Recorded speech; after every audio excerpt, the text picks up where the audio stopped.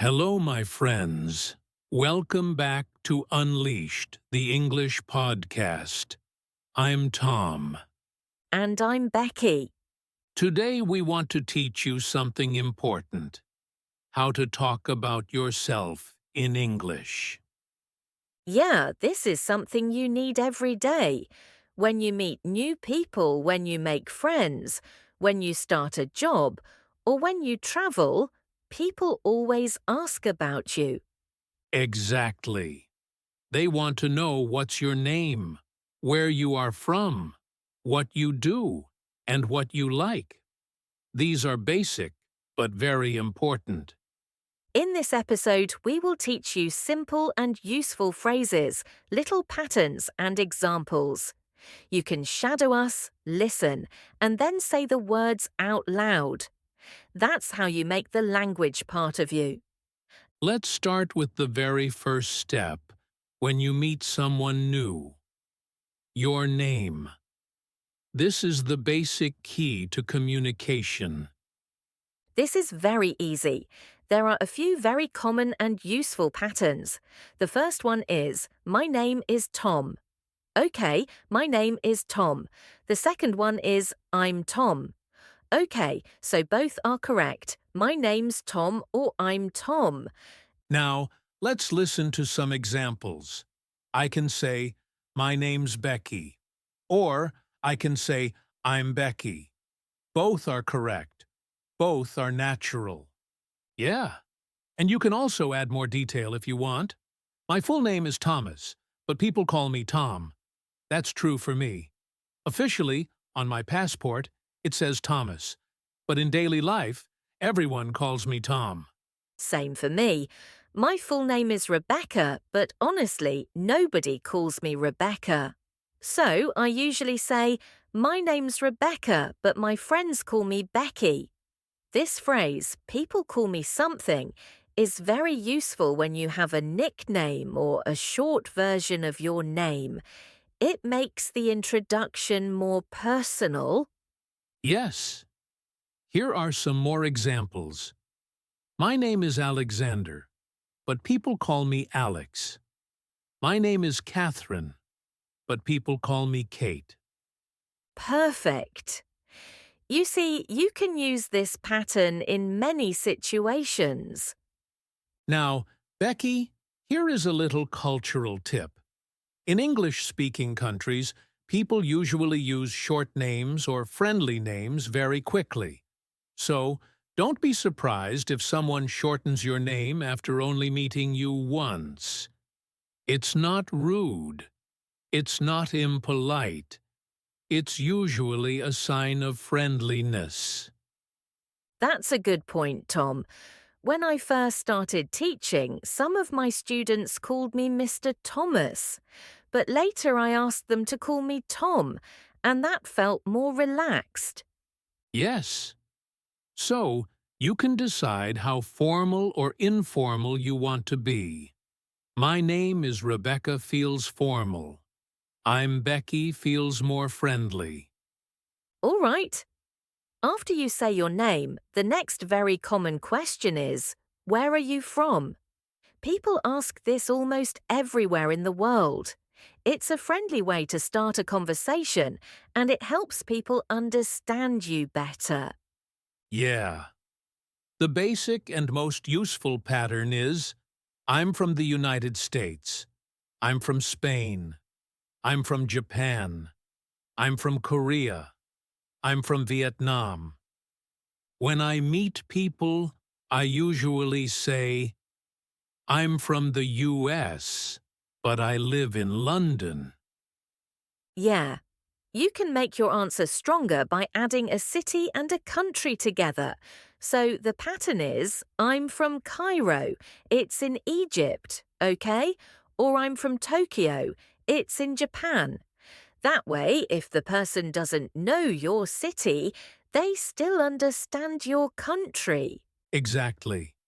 Here are some more examples. I'm from Rio de Janeiro. It's in Brazil. I'm from Nairobi. It's in Kenya. I'm from Toronto. It's in Canada.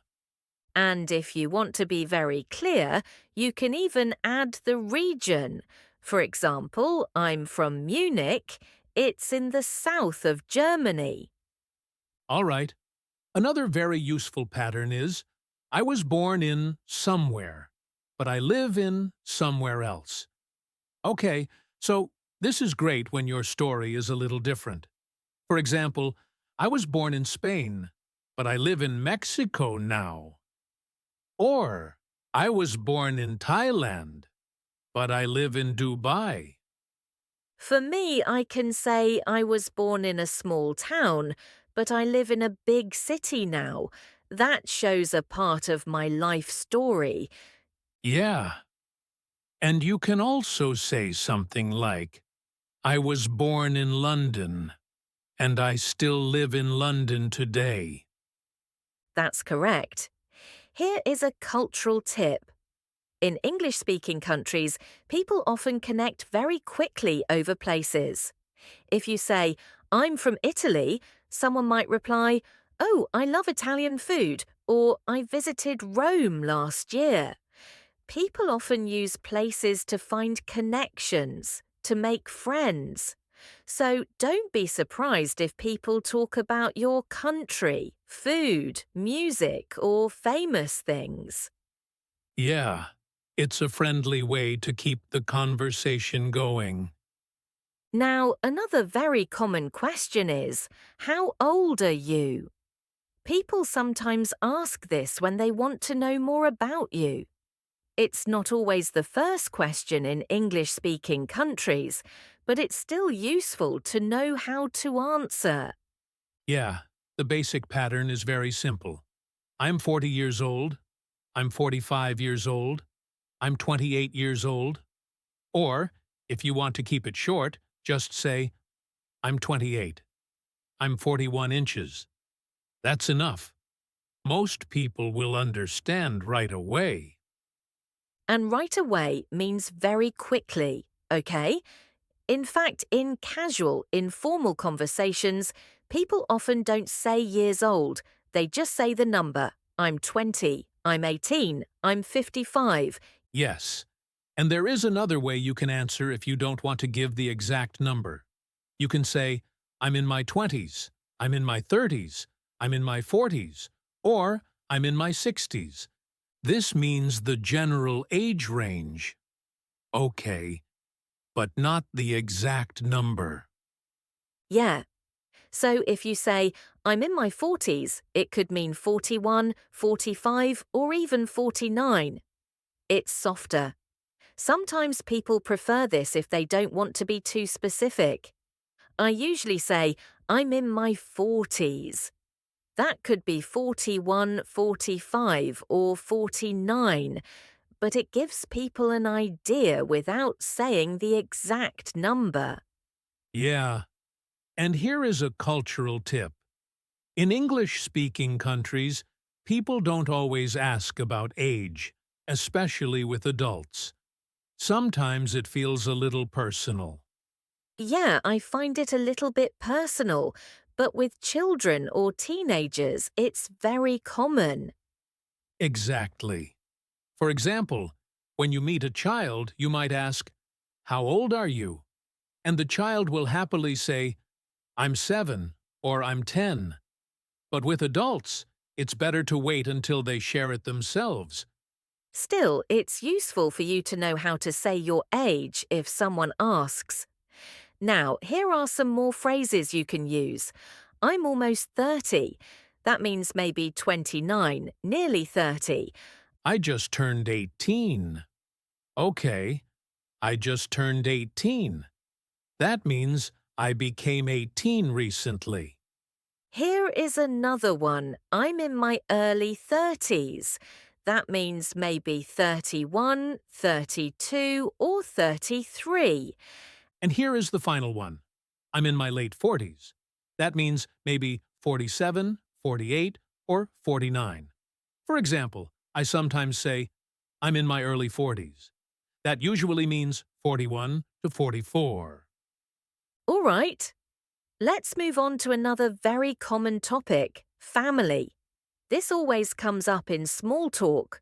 When people are getting to know you, they're often curious about your family background.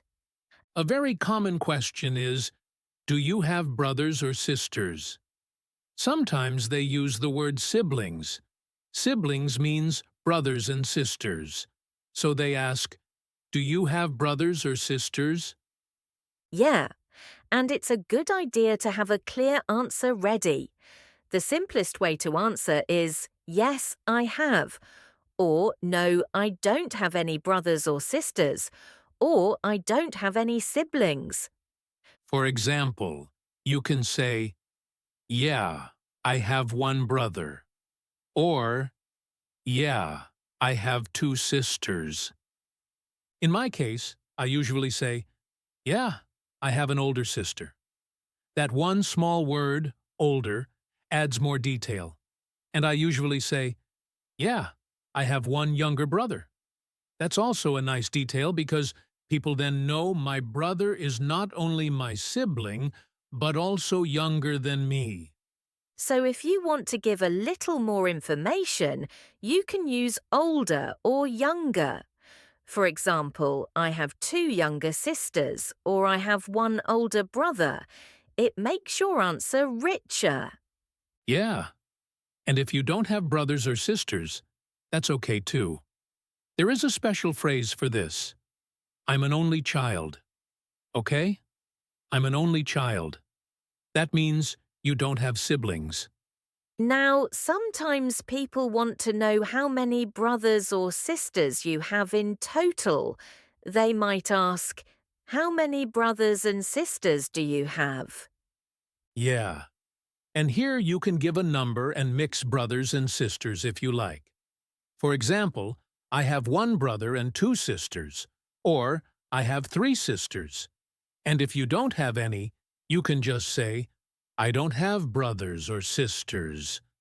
Or the shorter way is, I don't have siblings. If you want to go a little deeper, you can talk about your position in the family. People may ask, are you the oldest or are you the youngest? I usually say, I'm the oldest child. Yeah, and I usually say, I'm the middle child. That means I'm not the oldest. And if you are the last born, you can say, I'm the youngest. I'm the youngest. Now, another very common question about family is, do you live with your family? This question is about your living situation. Yeah, and there are many simple answers. For example, you can say, yeah, I live with my parents, or I live with my wife and children. And if you don't live with your family, you can say, no, I live alone. Or, no, I live with friends. I live with friends. That's right. So if you want to talk about your living situation, just say who you live with. Your parents, your partner, your children, or your friends. Or maybe you live on your own. If you live on your own, you live alone. All right. Now let's talk about another very important topic, work and study. This is something people ask about all the time. When you meet someone new, one of the first questions is, what do you do? What do you do? That question means, what is your job? What is your daily work? It doesn't mean, what are you doing right now? That's a very common mistake for learners. But in small talk, what do you do is always about your job or studies. That's a great point, Becky. So if you have a job, the simple answer is, your job. For example, I'm a teacher. I'm an engineer. I'm a nurse. I'm a doctor. Yeah. When I talk about myself, I often say I'm a language teacher. I work with young learners and adults. That gives both my job title and a little detail about what I actually do. And I usually say, I'm an English teacher. I help learners learn English in a natural way. Again, it's short, but it gives a little extra information. If you want to make your answer more interesting, you can add where you work. For example, I'm a teacher. I work in a secondary school. Or I'm a doctor. I work in a hospital. Or you can describe the type of work you do. I'm a driver. I drive a taxi. I'm a cook. I work in an Italian restaurant. Just adding one short detail makes your answer more personal and easier for the listener to understand. Okay. Now, Tom, what if you don't have a job at the moment? People may still ask, what do you do? Well, that's a very good question. In that case, you can say, I'm looking for a job right now. Or, I'm between jobs. That's a polite way to say you don't have a job at the moment. Yeah. And some people might say, I'm a homemaker or I stay at home with my children. These are also clear and polite answers. Okay. Now, if you are a student, the answer is a little different. You can say, I'm a student, and then add your subject. I study English. I study engineering. You can also add the name of your school or university. I study at Oxford University, or I study at the local high school. Sometimes people ask, what are you studying? And then you can answer, I'm studying biology, I'm studying history, I'm studying English. And if you finish studying, you can say, I studied English. I studied law at university. That shows your background.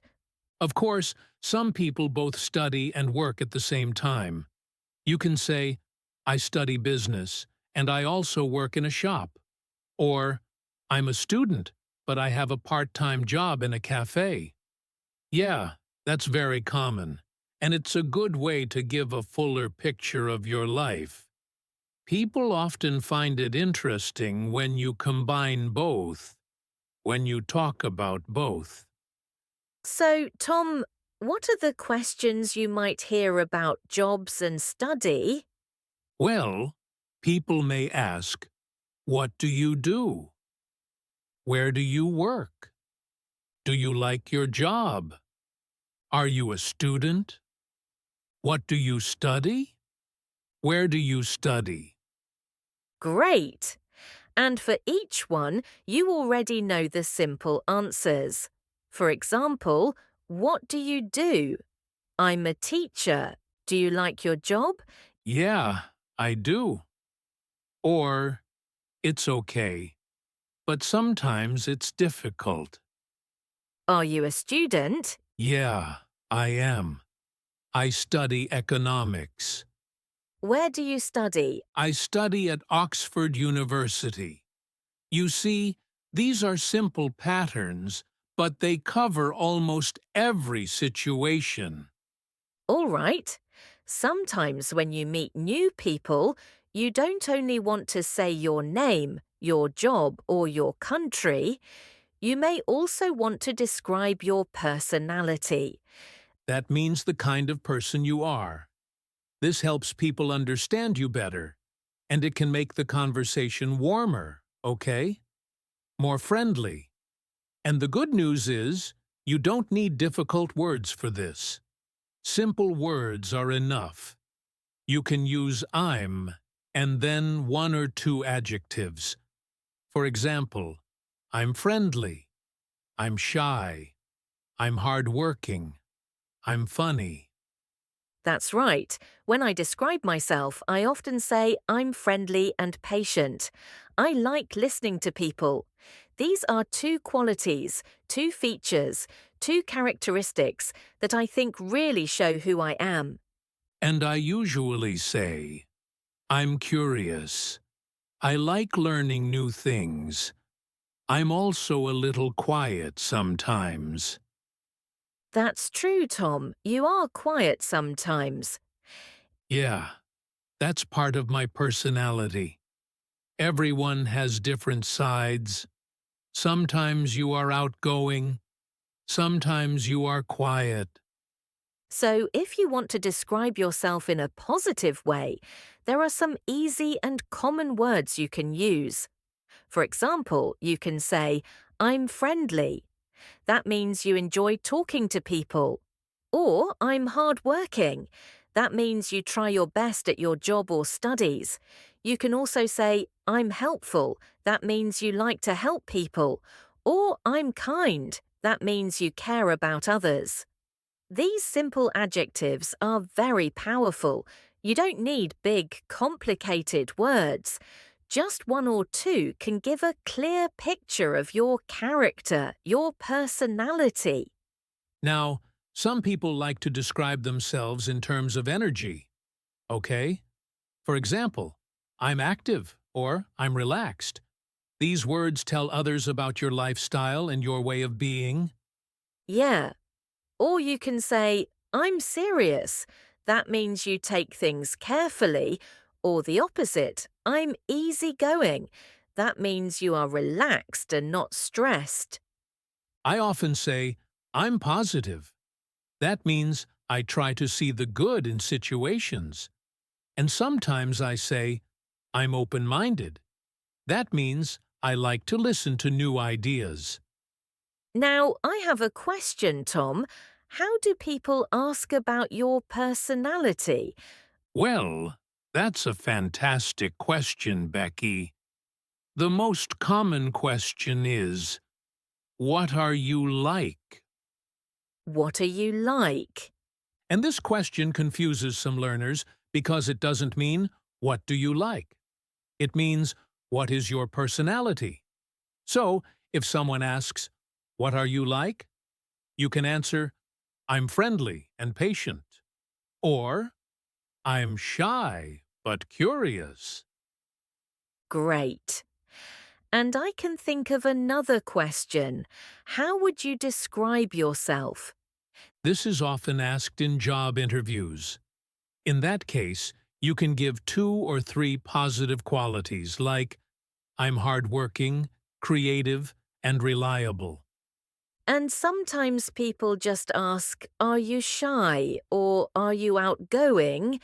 Then you can answer, yeah, I'm shy, or no, I'm quite outgoing. Okay, we have shared a lot today. We talked about how to introduce yourself, where you're from, your age, your family, your job or studies, and your personality. Yeah, all the basic things for talking about yourself in English. With just a few simple patterns, you can give people a clear picture of who you are. And remember, you don't need long, difficult sentences.